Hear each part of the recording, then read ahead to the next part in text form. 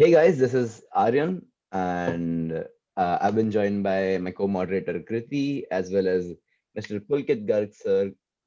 And welcome to the Do New Talks. Do New Talks is a talk where we host people from the startup world, be it entrepreneurs, mentors, accelerators, influencers, investors, and many more, to speak up about their journey, the challenges that they face. And today, we have with us Mr. Pulkit Garg, who himself is an entrepreneur as well as a startup mentor. So we would love to get his insights and get the interview going along with my co-moderator Kriti. Yeah, yeah, Kriti, any starting questions for sir? So, do you think if you were in college at present, you would have chosen the same career? So thanks a lot, guys, for having me on this platform. And I guess calling me a startup mentor at this stage would be too early. So I'm on myself, at the very probably somewhere in the middle of establishing myself as a complete established entrepreneur. But yes, I am on that particular journey. Coming on to the point that Kriti asked, like if I were in college and would have it been the same career option, I guess more or less yes for me. Because within my college time, I did engineering from ITM Gurgaon. I had already tried my hands on around three ventures, which eventually failed. So I was always looking to get into entrepreneurship, though different fields, but yes, all had something to do in common with marketing, advertisements, or content. And today, content marketing is one of the major things that I'm focusing upon, apart from my startup that's Anya Wellness. Yeah. So, Hmm. some college tips for college going people who want to join in entrepreneurship? It's I would say that experiment and get exposed as much as you can. College is your time when you're shaping up yourself. You are, getting yourself ready for the future. You're getting ready yourself for the what's going to come next in your life. Even if you plan to go for a job, it's not something that's probably not something people do have created those biases that okay, I'm an entrepreneur, I'm just an employee. Don't go for that. Even if you're going for a job, you are an entrepreneur. You have to take ownership of the task you are doing. So entrepreneurship is in every sphere, and for every my juniors or even people who were along completed the graduation along with me, I just say get as much exposure as possible. Go out, explore things, experiment with things. That's the way you find your calling and follow your passion, follow your gut. That's what really guided me, and that's what has got me today where I am. So, Hmm. what's your mantra for success? For mantra for success, I would say, and it's something that I learned on my way to getting where I am today. It's that go for 1% improvement every day. There's a quote by a very famous leader that we have: if you can't fly, then walk or run. If you can't run, then walk. If you can't walk, then crawl. Keep moving. There have been days with me as well, and with everybody, every entrepreneur that you see, be it anyone. We all have our own share of days where we are not productive or we are not able to work out things, but do ensure that you're doing something that helps you move ahead with your goal, even it may be 0.001% or just 1%. But some days you might be able to make 30% improvement, some days just 0.01%, but make that effort that's required and be truthful to yourself. I would say that has these two things have really helped me be where I am today. So that I would say would be the mantra for success. Sir, how did you start it? So for me, my journey started when I was in my first year of college, probably year 2011, and I unfortunately had a accident while playing football. So I had my ligament ruptured, and was followed by a surgery and then 2 months of bed rest. So I have shared this on my LinkedIn profile as well. It was during those 2 months that I started doing content writing as a freelancer, and then rest is history. Today, I am running a communication agency where we help our clients with content strategy and communication, guidelines for their respective brands. And then a startup came into picture in November 2019. That's Under Wellness. Sir, how has been lockdown to you? Was So lockdown good? lockdown has been sorry. How was lockdown good for you or bad for you? I would say it was a mix of both things, but yes, more importantly, it was a journey of learning and evolving myself. So it really helped me restructure a lot of things, approach things from a different perspective, and probably help me setting my goals, what I really want to achieve in my life. So it gave me that time of introspection, which I was not able to get in the last year. Sir, what was the role of your family during your journey? So see, you always need to have somebody you can rely on, or go back to. The world out there is a place of filled with challenges. It's filled with obstacles. So you have to need somebody. You can just go back and relax. A place where it's far away from all the worries of the outside world. So for me, my family played that role, and it's because of them where I'm today. They supported me whatsoever I did. So it's their support. Yeah. Sir, what is more important, success or peace? I guess as a lot of people say that your journey is important. I would neither go for success nor for peace. It's totally up to you what you want to give importance to. Probably learning is more important, and that's what you get on the journey. Once you have achieved success, if you say, "Okay, I have achieved success," that's a place where you sort of hit the plateau. You are like, "Okay, now I know everything." Nobody knows everything. You have to continuously keep learning, and I guess that's what's more important. Sir, where do you see yourself in 5 years? I guess that 5 years can only tell where we will be reaching, and hopefully we are looking to enter into the international markets with both of our entities. So hopefully we will be much more established in the international market. But yes, let's see how it unfolds as these 5 years go on. Sir, you have failed in 4 ventures. Can you Yep. tell more about it? So more or less it was. I started out, if I have to, really look at the timeline. My first venture was when I was 10 years old, and I did something when I was just as a hobby during summer holidays. We all used to go through NCRT books, and I guess probably I was in fifth class at that time. We all have those science fun facts at back of our NCRT science books. So we just photocopied them, made small booklets, and sold those books for 5 rupees in the market with few of my friends. So that was something I did at a very first stage of my entrepreneurship or an entrepreneurial venture. And even I didn't know the word as entrepreneur at that stage of my life, at that age. But yes, the first year of my college was something that was really a turning point for me. That spark of entrepreneurship really, showed its warmth and glory that I needed to move ahead with it. So, and thanks to Mr. Harsh Narang, the founder of Focus Copy, who really helped me get that first idea. And I guess he might not be even aware of this, that it was because of his talk at TEDx ITMU to 2011. I got inspired and I started off with my journey. So, do you want your parents to join the same career that you did? I guess they have had their own share of career. They both are working in government jobs and probably would be retiring soon. So I guess it's up to totally their decision. If they want to join, why not? More than happy to have their support in the professional life as well. But it's totally their decision. Sir, tell your current venture. Tell more about your current venture, Ananya Wellness. Sure. So Anya Wellness basically it's a preventive healthcare platform that we are building, and the major purpose or objective is to help people have a healthy lifestyle or a holistic well-being. We all, have been busy with hustle bustle of our lives, and this is what even lockdown made me realize as well, that we never paid gave importance to our body, the body that really helps us do any sort of core that we have to show that we have to do in our lives, even be it as simple as just walking to a different room. We never pay importance to that body. And it's really important. That's what Anya Wellness is all about, guiding you to help keep your body fit and healthy. Because till a particular age, yes, your body can take it all, but after that, your even body gives up. So you require body throughout your life. Sir, how does the idea came of mental wellness?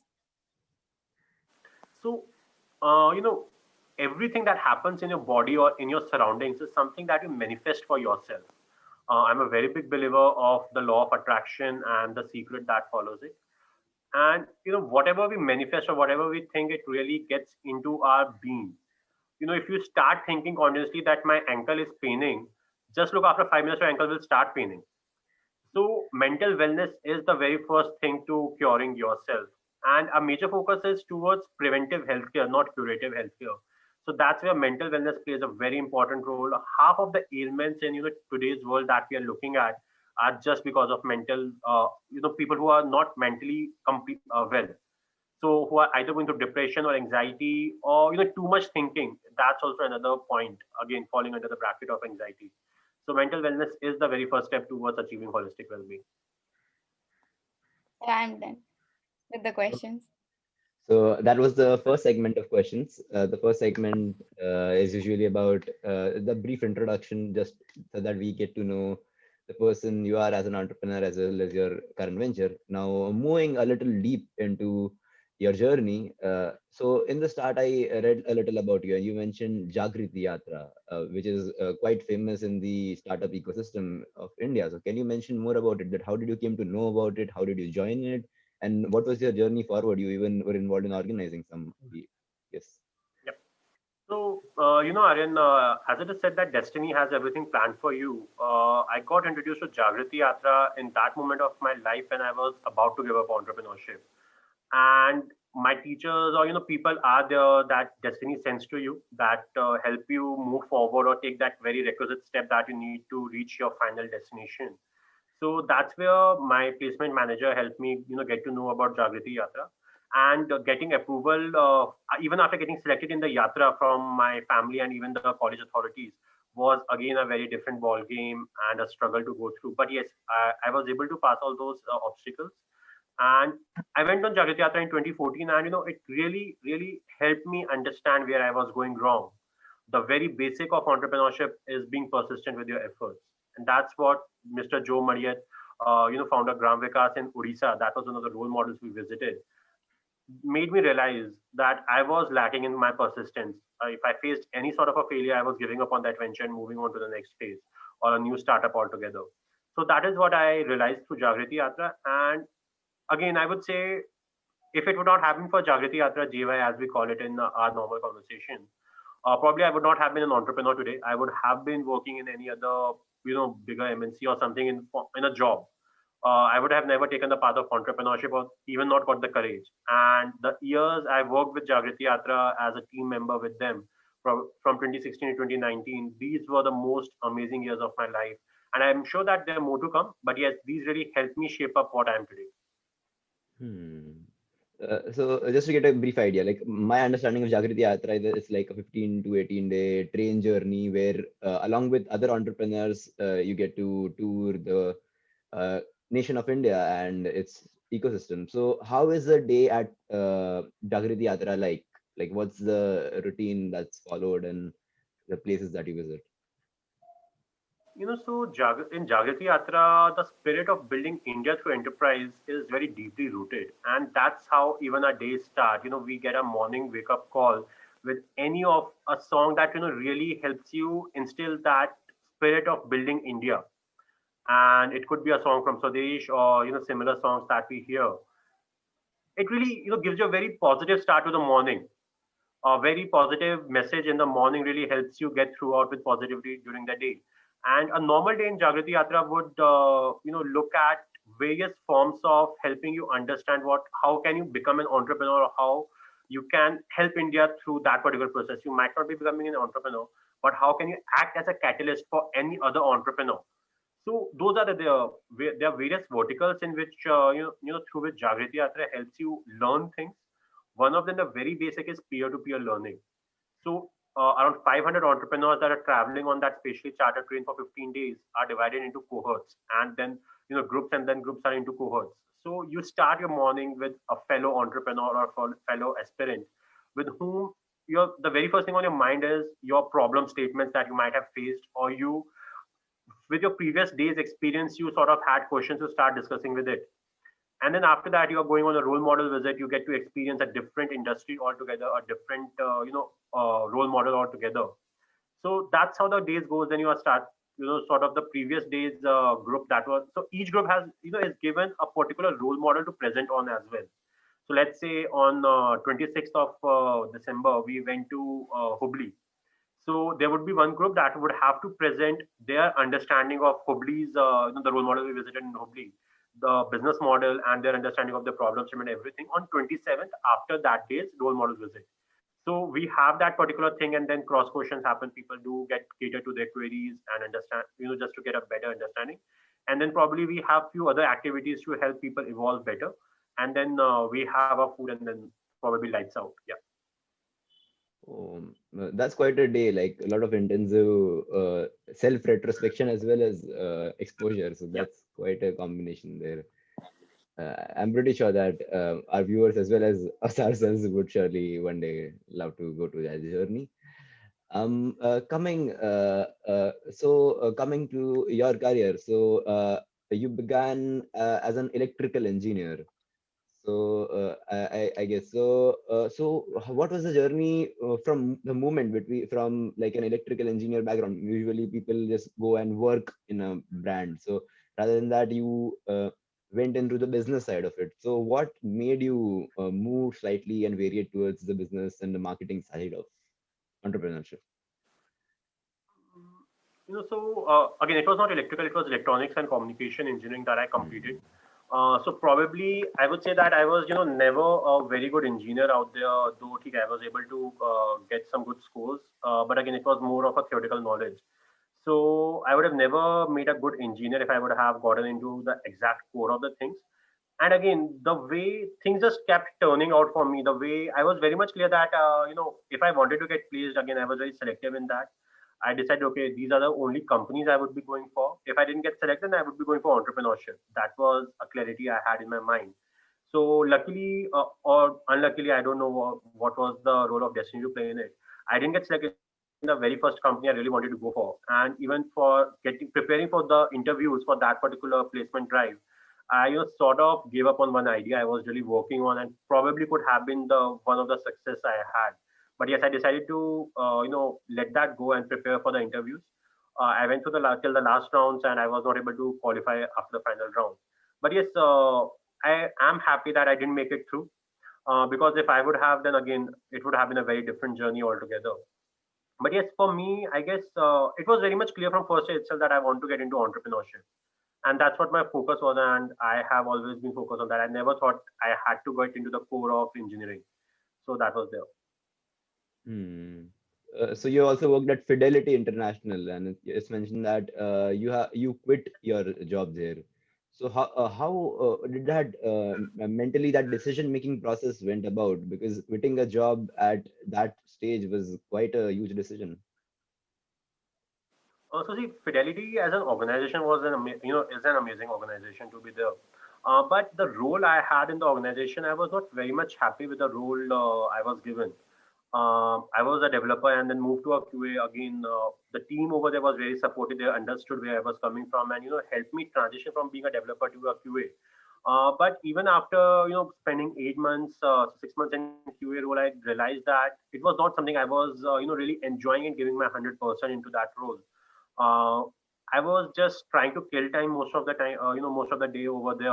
Probably I was just waiting for 6 o'clock to strike and get into my cab and get back home. I was not really being that me that I really wanted to be. I always enjoyed client interaction and or talking with people, networking, moving out and getting exposed to a lot of new things. That was not happening with that role. So I decided it's better before I get completely settled and caught up in the vicious cycle of getting paychecks every month. It's the right time to quit your job. And luckily, even before I was, I decided to quit, or even during that transition, I got my first project. So that even strengthened my belief. Okay, that's the right decision I'm taking, and that's why I decided. Okay, I went ahead and submitted my papers to the organization. Hmm. And happy to see that worked out very well, that decision. Yeah. I'm pretty sure that you would never regret that decision. But talking about your first startup that has been going on yet, that is Edgy Scribblers. So Edgy Scribblers is all about, I guess, content. So I firstly wanted to ask that idea that how important is it for a startup or any brand to brand themselves and position themselves in a correct manner and use the correct content, and how can it make a difference from like a general okayish brand to a brand which is seeking good consultancy as well as having some decent developers of content? So Aryan, okay, let me just put it in this manner. What any of the big brands, except the individual brands that we have, or some exceptions, wouldn't have be where they are today if they didn't have brand consultants or content consultants to guide them. Probably the campaigns that you see, the brand images or that retention of any particular brand. Coca Cola मतलब ठंडा मतलब Coca Cola और कुछ मीठा हो जाए for dairy milk और दाग मतलब दाग अच्छे हैं Surf Excel. These are some of the campaigns that we work for our clients in a manner. So these are not our clients, but yes, on a similar manner, we work for on similar campaigns for our clients. Like currently, we today morning only finalized few campaigns for the current set of clients we have. So whichever agency did finalize these campaigns for the Coca-Cola, Cadbury, or Surf Excel, it is something that really helps a customer relate to that particular brand. Without that relation, you cannot get your product sold. If you didn't have, and again, it has got various stages and various phases to go through. It's not just content, it's not just graphics, it is not just strategy. Everything is so closely interconnected or webbed out that each thing has its own role to play. So you have to go through it, and that's where we come in a very first stage of promoting any brand. That strategy development for that brand, communication development, and the content. And after that, various other teams come into picture. PR team comes into picture, your OOH teams come into picture, your advertisement teams come into picture. We act as a backend supporting for them. The strategy, the communication guidelines have to be finalized first. The campaigns have to be finalized first, and then you go for different forms of content, be it video, be it radio ads, be it animation or a blog. So that's how the overall journey, follows through. So it's really important for any brand. We do have certain exceptions to this, where certain brands have just come out on the basis of their quality. So I would not say that we compensate for that, but yes, quality and maintaining that level of requirements in your particular features, it's really important. But yes, we help you speed up that process of reaching out to your customer or making that presence felt for your brand in the market. Indeed, when we see a cake, the icing of the cake, the cherry on the cake gets noted first, and indeed that's the content that makes it attractive to the viewers. And in context to the same, so just to get a brief idea about where all you mentioned it, you answered it briefly, but like where all this content is needed. So like right from, let's say, the things written about the company on their website, to, let's say, things written on their products, to ads. So what all are the other places where the content is essential? And in terms of like, is it just text or other kind of like logos or other kinds of content also you're involved? So we do provide turnkey content solutions, but talking about the importance of form of content. So every form of content is important. You cannot say that video is not important or text is not important. Each thing has its own role to play. Each thing has its own space as well. Probably a TV ad would catch your, the notice, get into the attention of a user very first, then the text.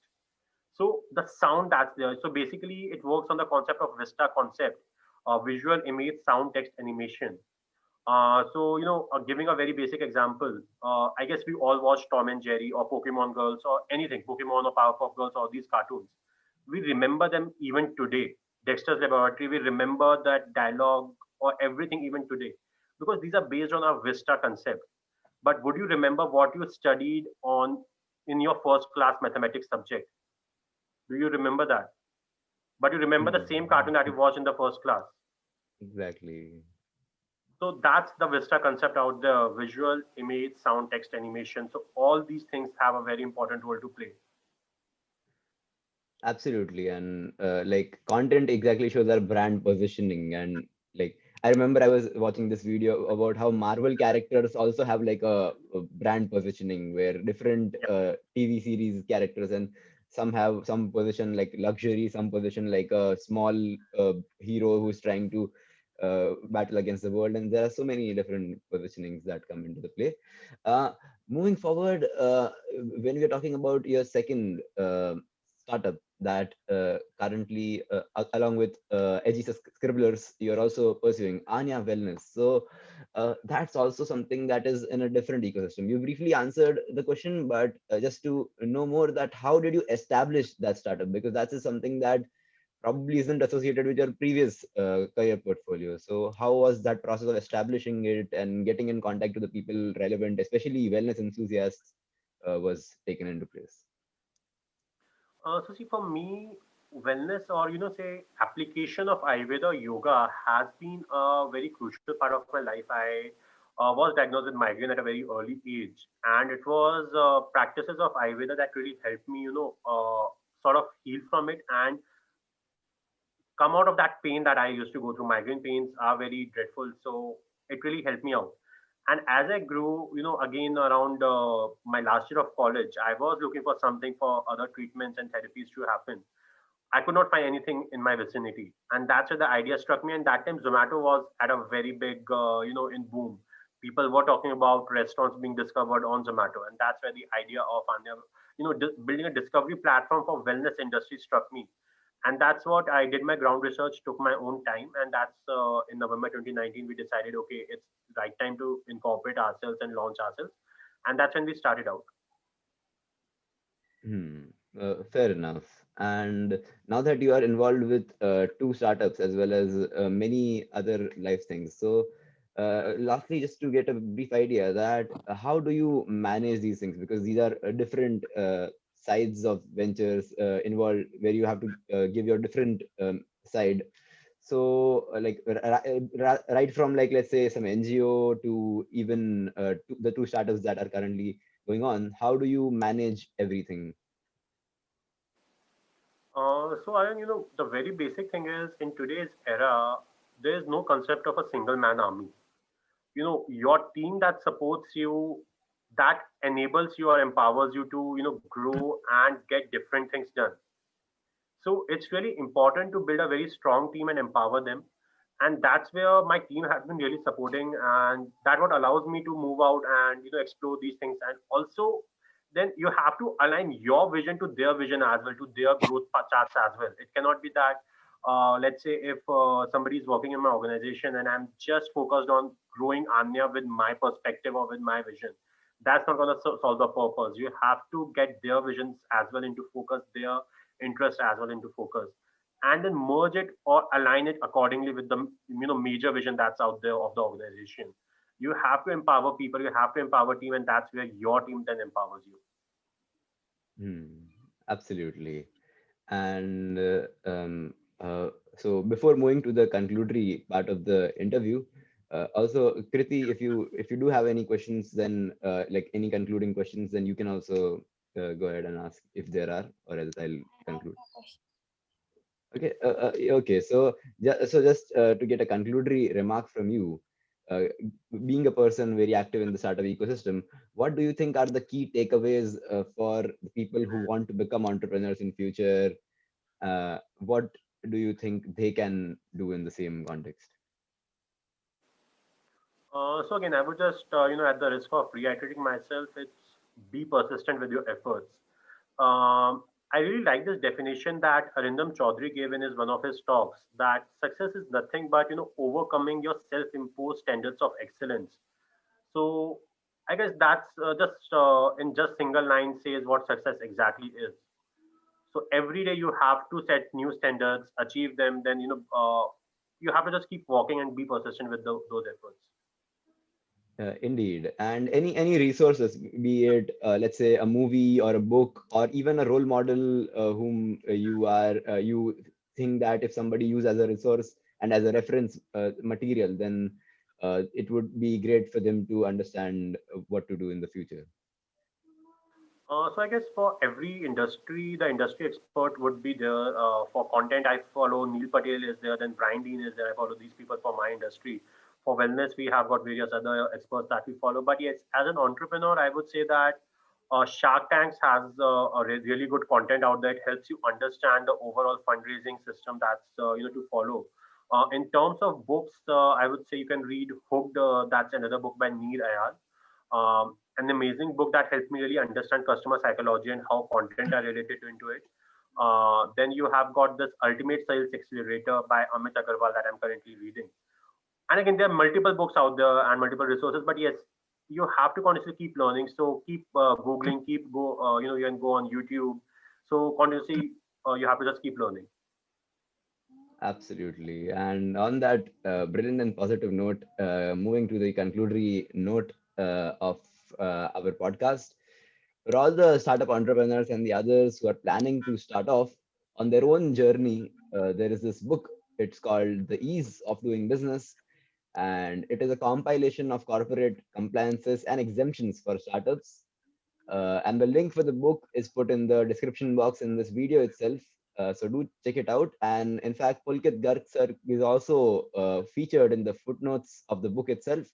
And for more such videos related to startups, how to start up, and many more aspects of it, you can share and subscribe to our channel. And with that note, we would thank Pulkit Garg sir for giving his precious time for this interview. Thank you guys. Thanks for having me. Thanks a lot, sir.